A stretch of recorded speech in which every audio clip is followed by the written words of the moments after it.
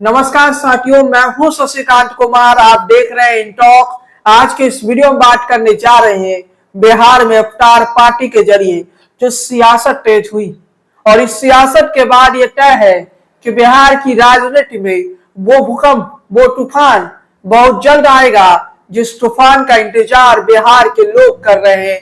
यानी बिहार की सियासत में एक बड़ा भूकंप आने वाला है। चिराग पासवान से जब पत्रकारों ने पूछा कि मुख्यमंत्री कौन होगा, तो चिराग पासवान ने कोई स्पष्ट जवाब नहीं दिया।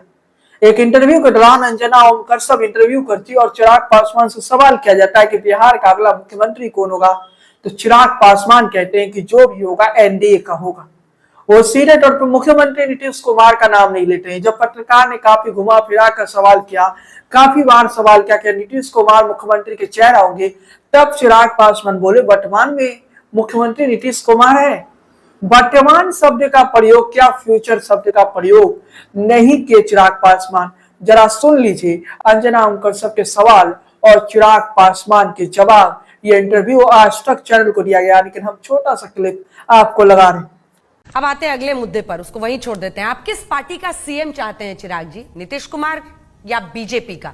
सीएम चेहरे के साथ चुनाव में जाना ठीक रहेगा या बिना चेहरे का? ए, बी और नन ऑफ द अबव? क्योंकि 30 का तो आपने मुझे पहले ही इंटरव्यू में बता दिया है, उस पर मैं बाद में आऊंगी। अंजना जी, जिस तरीके से आपने प्रश्न पूछा है, यही बचपन में कहावत हमें सिखाई जाती है कि कान को सीधा पकड़ो या घुमा के, तो आपने वो नाक को एकदम घुमा के पकड़ा है कि सीएम कौन होंगे। मैं इतना मानता हूं एनडीए के होंगे। मौजूदा परिस्थिति में मौजूदा मुख्यमंत्री नीतीश कुमार जी। सुन तो लिए चिराग ने क्या कह दिया। चिराग ने बता दिया मुख्यमंत्री नीतीश कुमार बिहार के अगले मुख्यमंत्री नहीं होंगे। चिराग ने इशारों में बता दिया कि मुख्यमंत्री तो एनडीए का होगा, लेकिन ये तय नहीं है कि नीतीश कुमार ही होंगे। यानी नीतीश कुमार की सियासी जमीन को केवल भारतीय जनता पार्टी खत्म नहीं कर रही है, बल्कि चिराग पासवान भी खत्म कर रहे हैं। चिराग ने भी इशारों में बता दिया मुख्यमंत्री एनडीए का होगा, यानी भारतीय जनता पार्टी का हो सकता है, लेकिन चिराग पासवान ने झटके में नीतीश कुमार के सर्वसम्मति से सीएम प्रत्याशी होने के दावों का कहीं ना कहीं पोल खोल दिया। दूसरे तरफ नीतीश कुमार और चंद्रबाबू दोनों के लिए मुसीबत बने हैं मुस्लिम्स क्यों मुसीबत बने हैं? तो नीतीश कुमार और चंद्रबाबू नायडू के इफ्तार पार्टी का मुस्लिम समाज विरोध कर रही है। चंद्रबाबू नायडू और नीतीश कुमार, ये जो नानी फैक्टर, इन्हीं दोनों के कारण नरेंद्र मोदी दिल्ली में सरकार चला। एक तरफ नीतीश कुमार का बैसाखी है तो दूसरे तरफ चंद्रबाबू नायडू का बैसाखी है।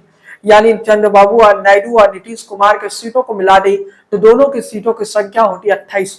इन 28 सांसदों के बदौलत दिल्ली में नरेंद्र मोदी की सरकार चल रही है। दिल्ली में नरेंद्र मोदी अपनी सरकार चला रहे। दिल्ली में नरेंद्र मोदी कुर्सी पर बैठे। मुस्लिम समाज के लोग फतवा जारी करके कहते हैं नीतीश कुमार के इफ्तार पार्टी में नहीं जाना है, चंद्रबाबू नायडू के इफ्तार पार्टी में नहीं जाना है। मुसलमान एकजुट होकर नीतीश कुमार और चंद्रबाबू नायडू का विरोध कर रहे हैं। नीतीश कुमार जो टोपी पहनते हैं, चंद्रबाबू नायडू जो कई बार टोपी लगाते हैं, लेकिन ये टोपी लगाने के बाद भी मुस्लिम समाज जो है वो पूर्ण रूप से इन दोनों से नाराज है, इन दोनों से खपा है। मुस्लिमों की नाराजगी क्या जनता यूनाइटेड उस साल झेल सकती है जिस साल बिहार में चुनाव होना है? बिहार में करीब 18% मुस्लिम वोटर्स है और इतने ही संख्या में आप कह सकते हैं कि आंध्र प्रदेश में भी मुस्लिम वोटर्स है। मुस्लिम वोटर्स बिहार, आंध्र प्रदेश दोनों ही जगहों पर जो मुस्लिम वोटर्स है उनका ज्यादातर वोट बैंक जो है वो इंडिया गठबंधन के पक्ष में चला जाता है। लेकिन नीतीश कुमार और चंद्रबाबू नायडू का भी कोर मुस्लिम वोटर्स हैं। पासमांडा मुस्लिम जो नीतीश कुमार के कोर वोटर माने जाते हैं, वो पासमांडा मुस्लिम्स अगर नीतीश कुमार के साथ नहीं दिए तो फिर सियासत किस प्रकार से पलट जाएगी। मुस्लिम संगठन इफ्तार पार्टी का जो विरोध कर रहे हैं, वक्फ बोर्ड के जरिए इफ्तार पार्टियों पर राजनीति चरम पर है।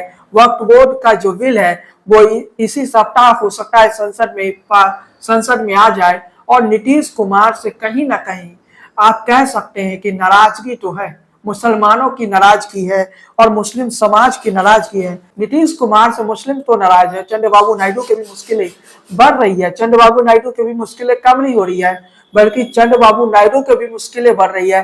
चंद्रबाबू नायडू की मुश्किलें मुसलमानों ने ही बढ़ा दिया।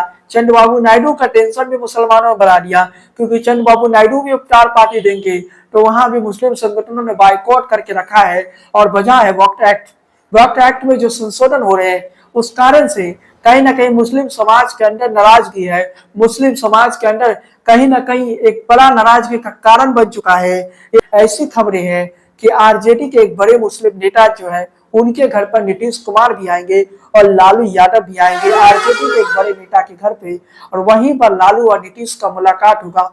वहीं तेजस्वी और नीतीश मुलाकात करेंगे। का बड़ा कारण साथियों ये है कि वक्फ एक्ट पर मुस्लिम समाज ये चाहते हैं कि नीतीश कुमार विरोध करे, लेकिन नीतीश कुमार के पार्टी ने समर्थन का ऐलान कर दिया। जेपीसी के पास बिल गया, जो बातें नीतीश कुमार की तरफ कह गया, एनडीए के अन्य सहयोगी दलों की तरफ से कहा गया, उन बदलावों को जेपीसी में कर दिया गया। अब एनडीए के पार्टी चाह भी ले तो इसका विरोध नहीं कर सकते, क्योंकि जेपीसी में एनडीए के सभी सांसदों की सहमति से ही जेपीसी से बिल पास हुआ। उसके बाद संसद में पेश किया गया। अब इस बिल को लोकसभा में और राज्यसभा में लाया जाएगा, और जैसे लोकसभा और राज्यसभा पारित हो जाएगा उसके बाद कहानी खत्म हो जाएगा। उसके बाद सियासत एक बार फिर से तेज हो जाएगी। तो महत्वपूर्ण हो जाती है वो ये है कि आरजेडी के एक बड़े मुस्लिम नेता अपने घर पर इफ्तार पार्टी करेंगे, और उसमें नीतीश कुमार, लालू यादव और तेजस्वी यादव ये तीनों मौजूद रहेंगे। और वो मुस्लिम नेता जो है अब्दुल बारी सिद्दीकी है। अब्दुल बारी सिद्दीकी के बारे में बता देना चाहते हैं कि इनकी दोस्ती नीतीश कुमार से काफी अच्छा है। ये नीतीश कुमार के बेहद अच्छे दोस्त माने जाते हैं और नीतीश कुमार के बेहद करीबी भी माने जाते हैं। एक तरफ आपको ये भी बताते चले कि जमीयत इस्लामी हिंद समेत कई संगठन वक्फ एक्ट का जो है वो विरोध कर रहा है, और मुस्लिम कहीं ना कहीं अब सीधे तौर पर नीतीश कुमार, चंद्रबाबू नायडू का बाइकआउट कर रहे हैं। मुस्लिम संगठन अब चंद्रबाबू नायडू और नीतीश कुमार का विरोध कर रहे हैं। नीतीश कुमार और चंद्रबाबू नायडू का विरोध मुस्लिम संगठन खुलकर कर रहे हैं। तो सियासत कहीं ना कहीं तेज हो चुका है। सियासत कहीं ना कहीं अब और ज्यादा तेज होगा। सियासत कहीं ना कहीं एक बड़े बदलाव का कारण भी बन सकता है। आपको बताते चले कि वक्त संशोधन बिल में एक ऐसा कानून जिसे लेकर मुस्लिम संगठनों की आपत्ति हमेशा से रहा है। उनका मानना है कि ये कानून मुस्लिम समुदाय के हितों के खिलाफ है। इसी वजह से वे नीतीश कुमार के इफ्तार पार्टी का विरोध कर रहे हैं। क्या मुसलमानों का विरोध हमेशा से वक्फ एक्ट के खिलाफ रहा है। वक्फ एक्ट में जो संशोधन हुए उसके अगेंस्ट रहा है, लेकिन मुस्लिम समाज के विरोध के बावजूद भी नरेंद्र मोदी की सरकार इस बिल को लेके आ रही, और जल्द ही संसद में इस बिल को लेके आया जाएगा। उसके बाद मुस्लिमों की प्रक्रिया क्या होगी, नीतीश कुमार क्या मुस्लिमों के इस विरोध में, मुस्लिमों के इस बॉयकॉट से खफा हो जाएंगे? क्या नीतीश कुमार मुस्लिमों के इस बॉयकॉट से झुक जाएंगे, या नीतीश कुमार मुसलमानों के बॉयकॉट से नहीं झुकेंगे? वक्फ एक्ट संशोधन में सरकार के पक्ष में खड़े रहेंगे, क्योंकि नीतीश कुमार भी जानते हैं कि अगर मुसलमानों के बातों को भी मान लेते हैं, मुसलमानों की बातों को अगर मान लेते हैं नीतीश कुमार, वक्फ एक्ट को संसद में कुछ समय के लिए टलवा देते हैं, तब भी ये तस्वीर साफ है। मुसलमानों की जो वोट बैंक है उसमें 90 या 95%, यूं कहे कि 99% वोट बैंक सीधे इंडिया गठबंधन की तरफ चले जाएगा, और बाकी के बचा 1% 2% वो मुस्लिम जो नीतीश कुमार के कोर वोटर माने जाते हैं, पासमानदा मुस्लिम, वो मुस्लिम कहीं ना कहीं नीतीश कुमार के साथ आ सकते हैं। मतलब थोड़ा समझिए खेल को, मतलब थोड़ा समझिए सियासत को, मतलब थोड़ा समझिए सियासत की परिस्थितियों को, कि मुसलमान किसी भी सूरत में नीतीश कुमार के साथ तब तक नहीं है जब तक नीतीश कुमार एनडीए में। तो नीतीश कुमार मुसलमानों का बाइकआउट झेल भी लेंगे तो नीतीश कुमार को फर्क नहीं पड़ेगा। नीतीश कुमार जानते हैं कि उनके मुस्लिम वोटर्स सीमित हैं, उनके मुस्लिम वोटर्स उस प्रकार से सपोर्ट मुसलमानों का नहीं मिलेगा जैसा सपोर्ट वो इंडिया गठबंधन में चले जाएंगे तब। यानी नीतीश कुमार के पास विकल्प यही है कि नीतीश कुमार पलट जाए। लेकिन इन तमाम तस्वीरों के बीच में आपको बताते चले कि नीतीश कुमार के बेटे निशांत कुमार ने बड़ा बयान दे दिया। निशांत कुमार ने कहा दिया कि पिताजी को पहले जनता दल यूनाइटेड यानी जेडीयू मुख्यमंत्री का चेहरा घोषित करेगा, उसके बाद एनडीए भी मुख्यमंत्री का चेहरा घोषित करेगा। आज के इस वीडियो की शुरुआत में हमने चिराग का बयान को दिखाया था, लेकिन अब समझिए कि नीतीश कुमार के बेटे ने भी एक इंटरव्यू दिया, और उस इंटरव्यू में नीतीश कुमार के बेटे ने स्पष्ट कर दिया जनता दल यूनाइटेड के सीएम चेहरा तो नीतीश कुमार ही होंगे, और एनडीए को भी नीतीश कुमार के नाम पर ही सीएम कैंडिडेट घोषित करना पड़ेगा।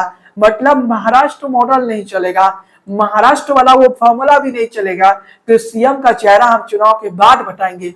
वो नहीं चलने वाला। जनता दल यूनाइटेड आने वाले 1 या 2 महीने के अंदर नीतीश कुमार को अपना मुख्यमंत्री चेहरा घोषित कर देगा और जनता दल यूनाइटेड को मुख्यमंत्री के चेहरा घोषित हो जाने के बाद अगला नंबर एनडीए का आएगा। अगला नंबर एनडीए के सभी सहयोगी दलों का आएगा। उसमें भारतीय जनता पार्टी प्रमुख रूप से है।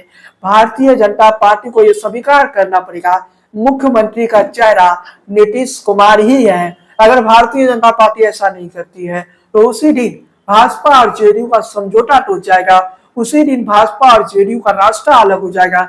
अगर भारतीय जनता पार्टी ने नीतीश कुमार को मुख्यमंत्री 2025 से 2030 तक घोषित नहीं किया, उसी दिन नीतीश कुमार और भारतीय जनता पार्टी का नाता समाप्त हो जाएगा। उसी दिन नीतीश कुमार और भारतीय जनता पार्टी का रिश्ता खत्म हो जाएगा। जिस दिन भारतीय जनता पार्टी इस बात से मुकर गई कि नीतीश कुमार बिहार के अगले मुख्यमंत्री नहीं होंगे, जिस दिन भारतीय जनता पार्टी ऐसा कह देती है, उसी दिन भाजपा और नीतीश कुमार का संबंध समाप्त हो जाएगा। भारतीय जनता पार्टी से नीतीश कुमार अपना समर्थन वापस ले लेंगे और केंद्र में वापस लेंगे तो नरेंद्र मोदी की 2 बैसाखी चंद्रबाबू नायडू और नीतीश कुमार है।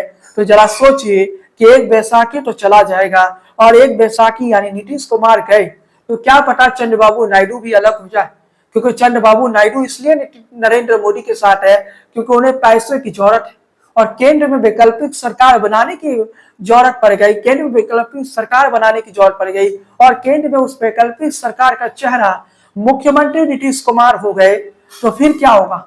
फिर क्या होगा? समाजवाद की विचारधारा वाले जितने दल है, सेकुलर पार्टी, जितनी सेकुलर पार्टी है, वो सभी सेकुलर पार्टी नीतीश कुमार के साथ इंडिया गठबंधन में आ जाएंगे। फिर नरेंद्र मोदी क्या करेंगे? फिर नरेंद्र मोदी का वो ईडी और सीबीआई क्या करेगा? नरेंद्र मोदी का वो ईडी और सीबीआई क्या करेगा? क्योंकि उस समय तो नरेंद्र मोदी कमजोर हो जाएंगे और जैसे दिल्ली में सत्ता गया तो विपक्षी पार्टी क्या करेगी? पहला काम विपक्षी पार्टी करेगी ईवीएम बैन करने का। अगर ईवीएम बैन हो जाता है तो फिर देश की सियासत किस मोड़ पर पहुंचता है, ये जरा सोचिए। देश में चुनावी प्रक्रियाओं में बदलाव करना चाहती है और चुनावी प्रक्रिया में बदलाव करने के शुरुआत कहां से होगा? ईवीएम को बैन किया जाएगा, चुनाव आयोग को निष्पक्ष बनाने की कोशिश होगी। कांग्रेस पार्टी खुलकर कह चुकी है, ममता बनर्जी हो, नीतीश कुमार हो, कोई भी चेहरा हो जो प्रधानमंत्री बनना चाहता हो, वो मोहम्मद का जो नंबर है उतना नंबर लेके आ जाए, उसके बाद हम प्रधानमंत्री स्वीकार कर लेंगे। कांग्रेस पार्टी खुलकर कहती है, मतलब कांग्रेस पार्टी को प्रधानमंत्री की कुर्सी नहीं चाहिए। कांग्रेस पार्टी ने यहाँ तक कह दिया कि जो पार्टी प्रधानमंत्री की कुर्सी लेना चाहती है वो प्रधानमंत्री की कुर्सी ले ले, गृह मंत्री लेना है तो गृह मंत्री का पद भी ले ले, सारे पद ले ले। कांग्रेस पार्टी को बस सत्ता चाहिए और उस सत्ता के जरिए कांग्रेस पार्टी क्या करेगी? कांग्रेस जानती है जैसे दिल्ली में सत्ता आया वो ईवीएम बैन कर देगी। ईवीएम बैन करने के बाद क्या होगा? देश की सियासत में एक भूकंप आएगा और उस भूकंप के बाद सियासत बदल जाएगा। क्या नीतीश कुमार के पास बहुमत के वो नंबर है कि नरेंद्र मोदी की सरकार को वो गिरा सकते हैं? केंद्र में एक वैकल्पिक सरकार बन जाए, उस वैकल्पिक सरकार के प्रधानमंत्री नीतीश कुमार बन सके? क्या नीतीश कुमार के पास वो नंबर है? तो शायद नीतीश कुमार उस नंबर को जुटा सकते हैं। शायद नीतीश कुमार निराश विपक्ष के लिए एक रोशनी का काम कर सकते हैं। निराश विपक्ष के लिए आप कह सकते हैं कि नीतीश कुमार एक महत्वपूर्ण काम कर सकते हैं। लेकिन नरेंद्र मोदी और अमित शाह जो दिल्ली में बैठे हैं वो भी कमजोर खिलाड़ी नहीं है। नीतीश कुमार के लिए ये रास्ता आसान नहीं होगा क्योंकि जनता दल यूनाइटेड में 2 ऐसे चेहरे हैं जो नरेंद्र मोदी और अमित शाह के आदमी माने जाते हैं। एक है संजय झा और दूसरा है ललन सिंह। ललन सिंह और संजय झा जिनके साथ जेडीयू के संसदीय आप कह सकते हैं कि संसदीय दल है, यानी जेडीयू का सांसदों का दल है। करीब जेडीयू के पास 12 सांसद है, उसमें अगर 10 सांसद भी संजय झा और ललन सिंह के साथ चले गए तो नीतीश कुमार के लिए रास्ता मुश्किल हो जाएगा। तब भारतीय जनता पार्टी का नंबर 250 अकेले दम पर हो जाएगा। तब भारतीय जनता पार्टी को 22 सांसदों की जरूरत पड़ेगी। इधर उधर से तोड़ फोड़ के भारतीय जनता पार्टी उस 272 का नंबर तो जुगाड़ कर ही लेगी। और भाजपा का मिशन 272 अभी पूरा नहीं हुआ। इन तमाम परिस्थितियों के बीच में अगर हम देखें तो आपको ये बताते चले कि महाराष्ट्र में शिंदे भी खपा है। इन तमाम परिस्थितियों को नीतीश कुमार भी समझ रहे हैं। एक तरफ मुसलमानों का बाइकआउट चल रहा है और दूसरी तरफ भारतीय जनता पार्टी एक के बाद एक बड़े कदम उठा रही है। वक्त एक्ट पर भारतीय जनता पार्टी ने निर्णय ले लिया है, तो बिल तो संसद में आएगा, और जब बिल संसद में आएगा तो देश के मुसलमान क्या करेंगे? मुस्लिम समाज कहीं ना कहीं परेशान तो है, क्योंकि भारतीय जनता पार्टी को वो भगवा एजेंडा जिसमें हिंदू राष्ट्र की बात है, आरएसएस के 100वां वर्ष चल रहा है, आरएसएस की तरफ से भी दबाव है कि वक्त संशोधन एक्ट को जल्द से जल्द संसद से पारित करवाइए। आरएसएस लगातार नरेंद्र मोदी की सरकार पर दबाव डाल रही है, आरएसएस लगातार नरेंद्र मोदी पर दबाव डाल रही है, आरएसएस लगातार नरेंद्र मोदी से कह रही है कि अब बहुत देर हो गया, आप इस बिल को पारित करवाइए। मुसलमानों के पास अब विकल्प नहीं है, मुसलमान इंडिया गठबंधन के साथ भी जाता है तो मुसलमानों के पास बचेगा क्या? नीतीश कुमार और चंद्रबाबू नायडू ये दो ऐसे नेता थे जो आप कह सकते हैं कि एनडीए में रहकर भी सबके साथ लेने में यकीन रखते थे।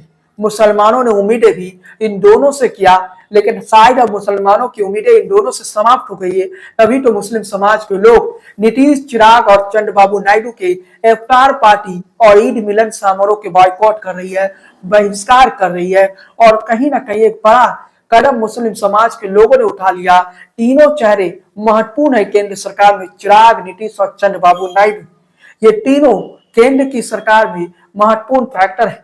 जहां नीतीश के पास 12 सांसद हैं, चंद्रबाबू नायडू के पास 16 सांसद है, चिराग पासवान के पास 5 सांसद है, टोटल 33 सांसद है। अगर ये 33 सांसद इंडिया गठबंधन के पास में चला जाता है तो केंद्र में वैकल्पिक सरकार का रास्ता साफ हो जाएगा, केंद्र में नरेंद्र मोदी के बिना सरकार बनने का रास्ता तय हो जाएगा। लेकिन ये तीनों को मालूम है कि इन तीनों के सांसदों पर कंट्रोल इन तीनों के हाथों में नहीं है, क्योंकि इन तीनों का विधायक दल तो एकजुट रह सकता है, लेकिन संसदीय दल इन तीनों पार्टियों का साथ नहीं रहेगा। यानी संसदीय दल जब इन तीनों के साथ ही नहीं है, ये तीनों अगर एनडीए के साथ छोड़ते भी, उस परिस्थिति में भी ये तीनों चाह भी लिए तो उस वैकल्पिक सरकार का रास्ता साफ नहीं कर सकते हैं, जो वैकल्पिक सरकार नरेंद्र मोदी का विकल्प बन सके, जो वैकल्पिक सरकार भी नीतीश कुमार को प्रधानमंत्री बनना है, वो वैकल्पिक सरकार बन ही नहीं सकता है। इसलिए नीतीश कुमार के बेटे ने कह दिया, एक दांव खेल लिया दबाव बनाने के लिए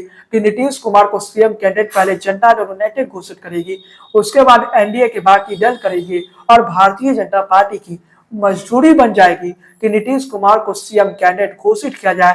लेकिन नीतीश कुमार को सीएम कैंडिडेट भाजपा घोषित नहीं करेगी, चाहे भारतीय जनता पार्टी को उसके लिए जेडीयू को समाप्त करना पड़े, जेडीयू को समाप्त कर देगी, क्योंकि अब जेडीयू का कंट्रोल नीतीश के हाथों में नहीं है, बल्कि दो भाजपाइयों के सपोर्टर के हाथों में है।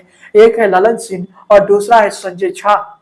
यानी वही महाराष्ट्र मॉडल जहां शिंदे मॉडल की जिक्र की जाती है, यहाँ 2 शिंदे हैं, एक तो ललन सिंह है और दूसरा संजय झा है।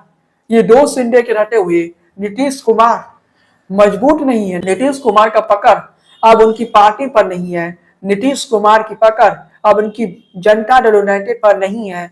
जनता दल यूनाइटेड तो टूट चुका है, जनता दल यूनाइटेड तो बच चुका है, अब नीतीश कुमार कमजोर हो चुके हैं। ये बातें नीतीश कुमार को भी शायद आने वाले चंद महीनों में एहसास हो जाए, जब नीतीश कुमार अपना सीएम कैंडिडेट घोषित करवाएंगे, तब शायद बहुत देर हो चुका हो, क्योंकि इस समय नीतीश कुमार का जो स्वास्थ्य है उस पर भी सवाल खड़े हो रहे हैं। लेकिन नीतीश कुमार के बेटे ने नीतीश कुमार के स्वास्थ्य पर चल रहे सारे सवालों का खंडन किया और गलत बताया। नीतीश कुमार के बेटे ने बता दिया कि 2025 से 30 के टर्म तक मुख्यमंत्री नीतीश कुमार बनने को तैयार है, अगले 5 साल तक नीतीश कुमार सरकार चलाने को तैयार है। नीतीश कुमार बीमार नहीं है, नीतीश कुमार स्वस्थ है और कोई बीमारी नीतीश कुमार को नहीं है। ये बातें कोई और नहीं, नीतीश कुमार के बेटे निशांत कुमार ने कहा एक इंटरव्यू में, और इससे साफ साबित होता है कि नीतीश कुमार स्वस्थ है, नीतीश कुमार को किसी प्रकार की बीमारी नहीं। तेजस्वी और प्रशांत किशोर तो बस अफवाह फैला रहे, वैसे भाजपा के लोग भी कह रहे हैं, और भाजपा के वो गोदी मीडिया जो भाजपा समर्थक मीडिया है वो भी नीतीश कुमार पर सवाल निशान खड़े कर रहे हैं। लेकिन नीतीश कुमार के स्वास्थ्य पर लगातार सवाल निशान खड़े हो रहे हैं, लेकिन उसके बावजूद भी निशांत कुमार कहते हैं कि नीतीश कुमार तो स्वस्थ हैं, नीतीश कुमार बिल्कुल फिट है। तो चलिए, सियासत तो अब बदलने जा रही है, सियासत अब नए दिशा की तरफ बदलने जा रही है, सियासत अब एक नए राष्ट्र की तरफ बदलने जा रही है, सियासत अब एक नए दौर की तरफ बढ़ने जा रही है। चलिए साथियों, आज की इस वीडियो को हम यहीं समाप्त करते हैं। चैनल पर पहली बार आए हैं तो सब्सक्राइब कर लीजिए, बेल आइकॉन की घंटी को बजाना बिल्कुल न भूलें। फेसबुक पेज को फॉलो कीजिए, लाइक कीजिए, बने रहे टॉक के साथ। जय हिंद, वंदे मातरम।